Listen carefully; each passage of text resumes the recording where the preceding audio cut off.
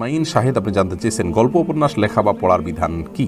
দেখুন, গল্প উপন্যাস পড়া বা লেখা এটা মৌলিকভাবে জায়েজ আছে যদি সেখানে অশ্লীল কোনো কিছু না থাকে, ঈমান বিধ্বংসী বা একজন মানুষের বিশ্বাস এবং চেতনা বিরোধী যদি কিছু না থাকে, খারাপ কিছু না থাকে এক কথায়, তাহলে সেক্ষেত্রে শিক্ষণীয় কোনো গল্প, শিক্ষণীয় কোনো উপন্যাস যদি মানুষ নিজের কল্পনা থেকে লেখেন, তাহলে সেটাকে শেখ মোহাম্মদ সালেহ আল মুনাজ্জিদ হাফিজাহুল্লাহ তার ইসলাম কিউতে এক ফতোয়াতে এক প্রশ্নের উত্তরে স্পষ্ট লিখেছেন যে এরকম গল্প উপন্যাস লেখা জায়েজ আছে।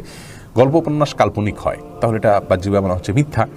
তো এগুলো যেহেতু কাউকে প্রতারিত করতে বলা হয় না, সবাই জানে যেটা নিছক কল্পনা, মানুষের কল্পনা কিন্তু এটা ধরে রাখার বিষয় নয়। আমরা অনেক কিছুই কল্পনা করি, বৈধ কল্পনা, ভালো স্বপ্ন দেখা, এটা যেরকম নিষিদ্ধ নয়, ভালো কিছু নিয়ে জল্পনা কল্পনা করা যেরকম ভালো, অতএব কোনো উপন্যাস ওই জল্পনা কল্পনাটাকে উপন্যাসে প্রকাশ করা, এই তো এটাতে কোনো খারাপ কিছু নেই, আর এগুলো পড়াতে কোনো অসুবিধা নেই। কিন্তু আজকাল গল্প উপন্যাস বলতেই তথাকথিত অবৈধ প্রেম, অশ্লীলতা, নোংরামি এগুলো যদি থাকে তাহলে সে সমস্ত বই পুস্তক অবশ্যই পড়া যাবে না।